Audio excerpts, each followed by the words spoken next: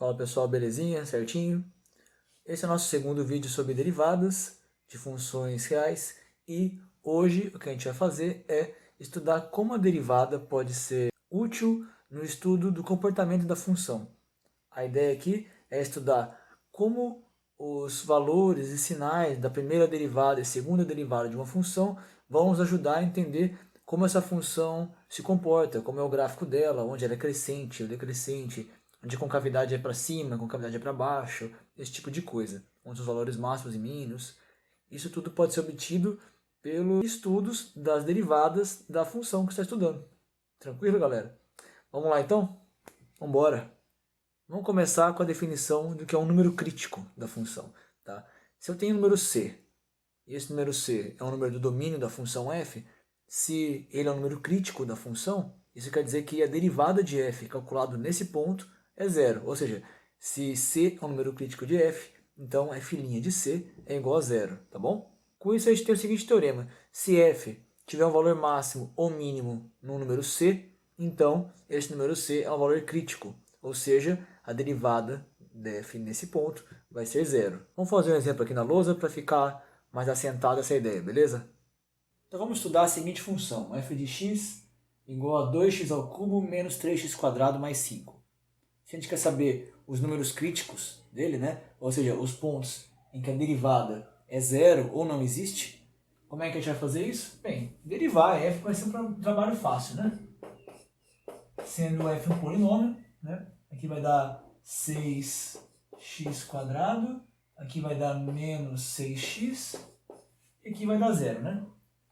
Ao igualar a derivada a zero, nós temos as seguintes soluções, né? Vamos colocar o 6 em evidência, ou ainda, melhor ainda, né? Vamos colocar o 6x em evidência, né? Vai ficar 6x vezes x menos 1, né?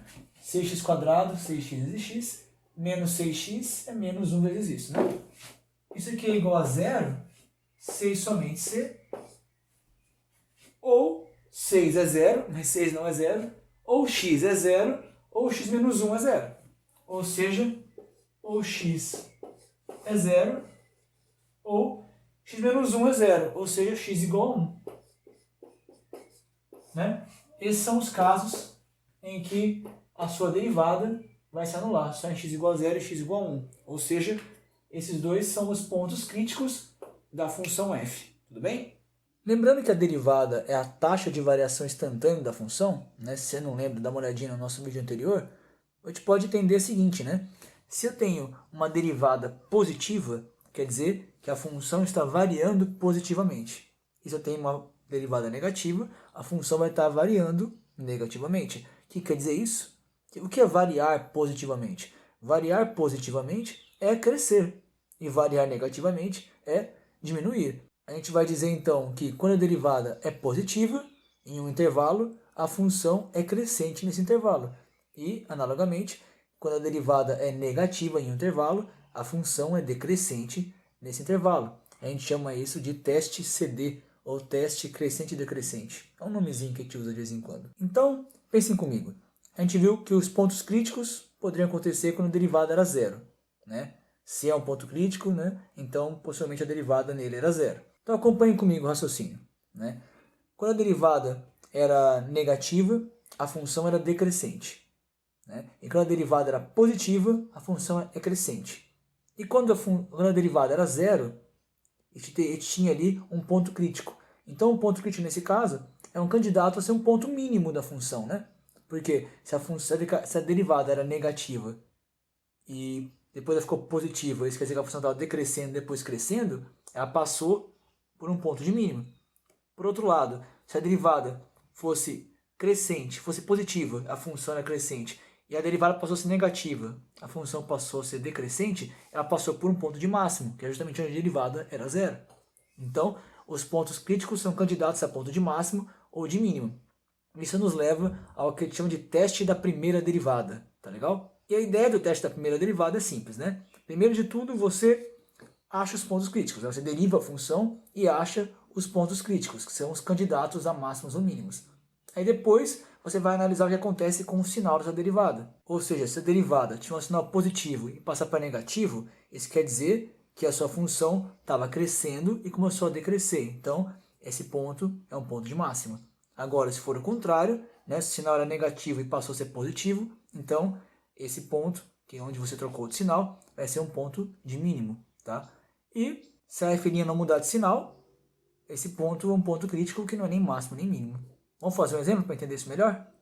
Então, vamos pegar a mesma função do exemplo anterior, né? Essa era a função, a derivada a gente viu que podia ser escrita dessa maneira, né? A gente fatorou a derivada desse jeito e encontramos os pontos críticos sendo x igual a 0 e x igual a 1. Então agora vamos usar o teste da primeira derivada, tá? Primeiro passo já foi feito, nós derivamos, né, e achamos os pontos críticos. Agora a gente vai analisar o que ocorre com o sinal da derivada quando passa pelos pontos críticos. Eu recomendo que a gente faça uma seguinte tabelinha. Deixa eu botar aqui de azul mesmo. Colocar os intervalos de interesse da gente. Colocar também a derivada fatorada. Então vou colocar aqui, por exemplo, o primeiro fator que importa para a gente que é x. O segundo fator que importa para a gente que é x menos 1. Né? Então, compõe a derivada agora, né? Sendo o produto das duas coisas, por x. E por fim, a minha função, que acontece com ela. Tá bom? Ou seja, eu coloco aqui uma coluna para os intervalos. Aqui eu separo a minha derivada nos fatores que me interessam analisar os sinais dela. Aqui eu vou concluir o sinal. E aqui eu vou concluir o que ocorre com a função. Vamos dar uma olhadinha nisso. Ó. Intervalos de interesse, então, como tem dois pontos críticos, né? Vão ser os valores que estão antes do zero. Né? Então, para x menor que zero. Para x entre 0 e 1. Né? Então, para x entre 0 e 1. E para x quando passa do 1. Né? X maior que 1. Então, por que eu fiz isso? Porque eu estou interessado no que ocorre quando eu passo pelo x0 e quando eu passo pelo x1. O que ocorre entre eles também. São os pontos que eu marquei como sendo críticos. Tá? Vamos ver. Para x menor que 0, o sinal de x é menor que 0, então é negativo. Quando x é negativo, né, menor que 0, x menos 1 também é negativo. Né? Qualquer número negativo que eu coloco aqui, esse cara vai ficar negativo. Então, menos. Menos com menos, a derivada vai ter um sinal de positivo. Né? Quando a derivada é positiva, a função ela é crescente. Né? Então aqui, vamos escrever aqui, crescente nesse intervalo. Agora, entre 0 e 1. Entre 0 e 1, o sinal de x é positivo sempre, né? Tudo bem. Entre 0 e 1, x menos 1, o que ocorre? Vamos ver. Quando o x está ali um pouco maior que 0, esse número é negativo. Quando ele é um pouco menor que 1, ele continua negativo. Então o sinal desse intervalo é negativo, né? Mais com menos, menos. Né? Então, se a derivada é negativa nesse intervalo, a função é decrescente nesse intervalo. E agora, nosso último intervalinho aqui, que é x maior que 1. Para x maior que 1, o x é positivo, claramente. Quando x é maior que 1, o x menos 1 passa a ser também sempre positivo, né? Para todo número maior que 1, se eu tirar 1, ele vai ser sempre maior que 0, então positivo. Mais vezes mais, mais. Como a derivada é positiva, a função volta a ser crescente. Então, pelo teste da primeira derivada, nós descobrimos em quais intervalos a função é crescente e decrescente. Né? Uma função de terceiro grau, no caso, um polinômio de terceiro grau. Tudo bem? Então, a gente usou a primeira derivada para encontrar onde a função era crescente e decrescente, né? E os pontos críticos ali. Então, com isso, a gente encontrou os valores de máximo e mínimo da função. A gente pode complementar essa nossa análise da função usando também a derivada segunda. Tá? A derivada segunda vai dar a variação da derivada primeira. Tá? Se você analisar isso com bastante calma, você vai chegar no que nós chamamos de teste da concavidade, tá? Que diz o seguinte: se a derivada segunda da função é positiva naquele intervalo, então a concavidade dela é positiva, tá? Ou seja, ela é uma função assim, né? E, analogamente, se a derivada segunda é negativa, a concavidade é negativa naquele intervalo. Vai ser assim. Tudo bem? Somando a ideia do teste da concavidade, né, a análise da derivada segunda, com o conceito de valor crítico da função, que a gente estudou no começo do vídeo, você chega no que a gente chama de teste da segunda derivada, que vai dizer o seguinte para a gente, né? Se eu tenho uma função f e olhar, pegar um ponto crítico dela, e a derivada segunda nesse ponto for positiva, então a função tem valor de mínimo nesse ponto. Tá? E por que acontece isso? Né? Porque quando a derivada segunda é positiva, a concavidade dela vai ser assim, então ela vai passar por um ponto de mínimo e voltar a subir. Né? De maneira análoga, tá? Se eu pegar um ponto crítico, ou seja, um ponto em que a derivada primeira é zero, e nesse ponto a derivada segunda for negativa, lembra que a concavidade vai ser agora desse jeito, ou seja, a função vai crescer e vai passar por um ponto de máximo agora. Então esse valor vai ser um ponto de máximo. Tudo bem? Mas o que acontece quando a derivada segunda for igual a zero? Né? O teste que a gente fez agora, da segunda derivada, que diz o que acontece se esse ponto crítico, a derivada segunda for positiva ou negativa. Mas o que acontece se a derivada segunda for igual a zero naquele ponto? Bem, o teste é inconclusivo, tá? Não dá para concluir nada desse teste. Quando a derivada segunda for igual a zero também, naquele ponto crítico. Porém, esse ponto tem um nome específico. Nós chamamos ele de ponto de inflexão. E o que ele faz? Ele muda a concavidade da função naquele ponto. Né? Se valores antes dele era negativo, por exemplo, a derivada era negativa, a concavidade era de um jeito, depois dele a segunda derivada foi positiva, a concavidade era de outro jeito, naquele ponto, o ponto de inflexão, foi onde a concavidade se alterou, certo?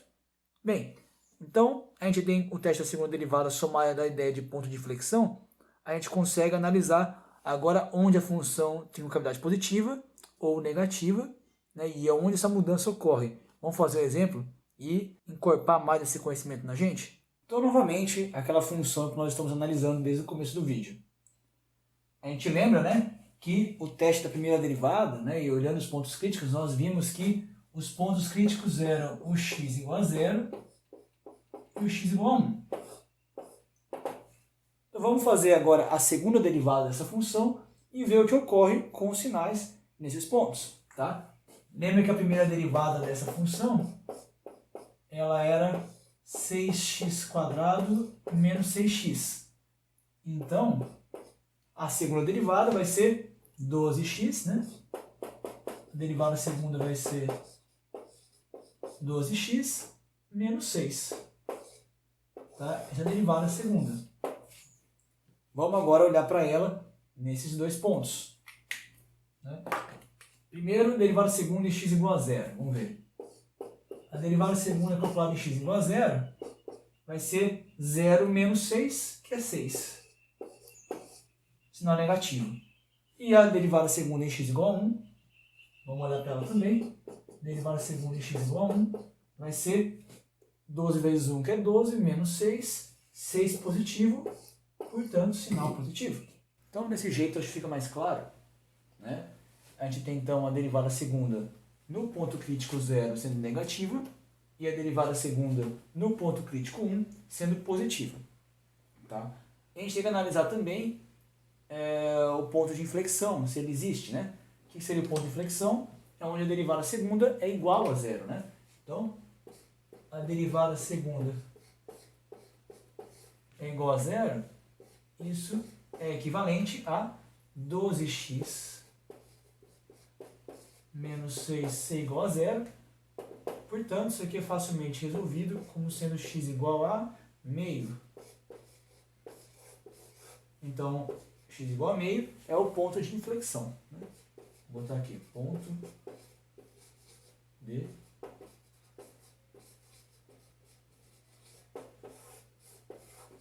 inflexão. Tá. O que quer dizer tudo isso agora? Né? Vamos tentar analisar isso aqui. A gente viu então que se a derivada segunda era negativa, a concavidade da função né, era negativa. O que isso quer dizer? Né? Quer dizer que a derivada segunda sendo negativa, a função tem a concavidade então assim, né? Negativa. A concavidade dela é assim. Ó. Então esse ponto aqui, ó, 0, está aqui em cima. Isso quer dizer então que o ponto 0, vou botar aqui, né? X igual a 0 é ponto de máximo, né? De maneira análoga, cavidade segunda positiva, teste da segunda derivada, vai dizer então que a função vai ser uma função com cavidade desse jeito, positiva. Então o ponto 1 está aqui, né? Ou seja, era um ponto de mínimo, né? Era isso que dizia o teste da segunda derivada, né? Com cavidade negativa, ponto de mínimo. Então x igual a 1, cavidade positiva com ponto de mínimo, né? X igual a 1 é ponto de mínimo. E aonde que essa concavidade deixa de ser desse jeito e passa desse jeito? Quando x é igual a meio. Tudo bem?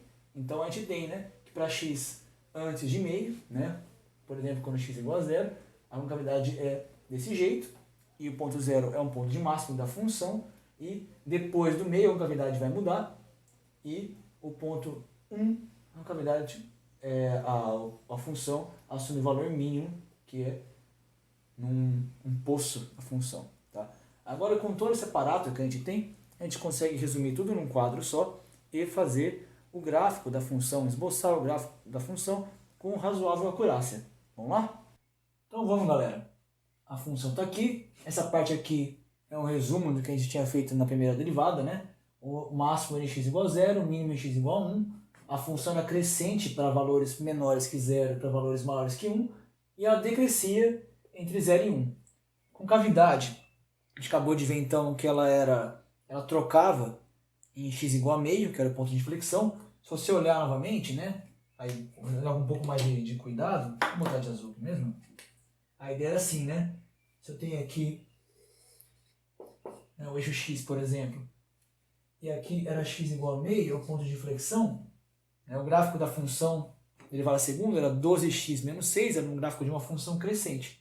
Né? Então, ela cortava, né, o gráfico em x igual a meio. Né? Esse aqui é o gráfico da segunda derivada. Então, percebe, né, que para valores maiores que meio, a segunda derivada é positiva. Então, a concavidade aqui é positiva. Né? A gente viu que para x aqui igual a 1, a concavidade era positiva. E ela é desde meio. E, antes de meio, a derivada segunda está na parte de baixo do eixo. Então, ela é negativa. Se a derivada segunda é negativa, quer dizer que a função tem concavidade negativa. Então, a concavidade é positiva, né? Concavidade positiva para x maior que meio e negativa para x menor que meio. Tá? Então, como é que a gente faz isso agora? Colocando isso tudo no gráfico, vai ficar assim. Vamos pensar aqui, eu vou ter o eixo y, vou ter o eixo x aqui, né, xy. Os pontos de interesse meu são os pontos x igual a 0, x igual a 1, x igual a meio. Vamos botar, por exemplo, o x igual a 1 aqui e o x igual a meio aqui. Preciso saber os valores das imagens desses pontos, né, da função. Em x igual a 0, a função vale 0 menos 0 mais 5 vale 5, né? Então, vamos botar aqui um negócio meio fora de escala, só para gente ter uma noção, né? Aqui sendo 5. Então, esse ponto aqui é o ponto 0, 5, que está no gráfico. O ponto, quando x é igual a 1, vai ficar, aqui vai ficar 2, menos 3, menos 1 mais 5, 4. 4 vai estar mais ou menos aqui. Então, o ponto x igual a 1 e y igual a 4 também faz parte do gráfico. Ele está no gráfico também. Se ele faz parte do gráfico, vamos anotar ele aqui. Ó. Esse ponto aqui também faz parte do gráfico. E em meio? Em meio, aqui vai dar 2 oitavos, 1 quarto menos 3 quartos, mais 5, vai dar 9 meios. 9 meios é 4,5. Então, aqui é 9 meios aqui no meio do caminho. E em x igual a meio, a função vale 9 meios. O que esses pontos têm de especial? Tem que aqui é o ponto que vai ser o máximo da função, aqui é o ponto que vai ser o mínimo da função, aqui é o ponto que a concavidade vai mudar. A concavidade ela era negativa para antes desse valor e positiva para antes desse valor. Ela crescia para x menor que 0 e para x maior que 1. E aqui no meio a função decrescia. Então vamos pegar as informações todas e traçar o gráfico. Antes do zero, a função era crescente. Então ela veio daqui de baixo. Como que ela veio? Bem, ela veio de uma curva com concavidade negativa. Concavidade negativa é assim, né? Concavidade negativa é assim, e positiva é assim. Então ela vem desse jeito. Pensei que ela poderia vir assim, por exemplo, né? A gente não sabe como faria, né? Então é importante essa informação, que ela vem desse jeito, né? Ela vem daqui, vamos supor aqui assim de trás, né? Sobe para cá. E quando chega aqui, ó, que é o ponto x igual a meio, ela muda a concavidade, né? Tá?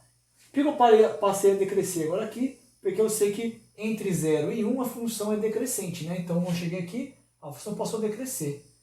E, além disso, aqui ela não vai decrescer desse jeito, né? Aqui a concavidade vai mudar. Ela era assim, passou a decrescer, só que com a concavidade para cima. Então, até o 1, ela é decrescente. Entre 0 e 1, ela é decrescente. Desse jeito. Então, traço assim. Né? Nossa, ficou feio, né? Deixa eu traçar isso melhor, né?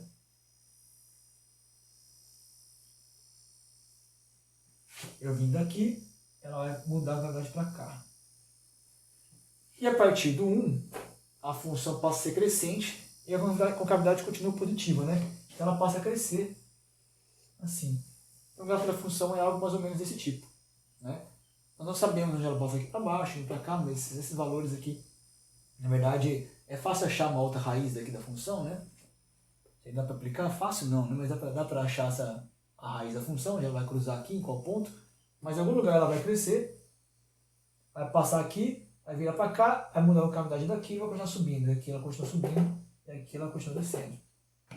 Esse é um belo esboço de uma função polinomial de terceiro grau, né? A princípio nós não saberíamos onde que isso vai acontecer, mas graças às derivadas primeira e segunda, analisando-as com bastante atenção, nós conseguimos ter um esboço muito bem feito do gráfico da função.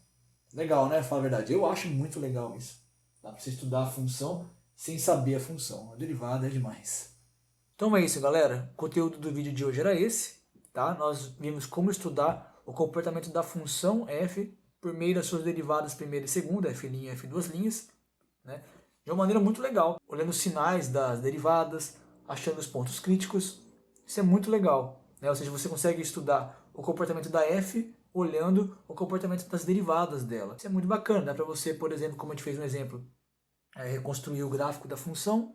Nós nem precisávamos conhecer a função, nós só usamos dados das derivadas da função. Isso é muito interessante, é bom frisar, né, o poder que a derivada tem na ideia de taxa de variação. A gente viu como a função variava, olhando não para a função, mas para as taxas de variação dela, a derivada primeira e segunda no caso.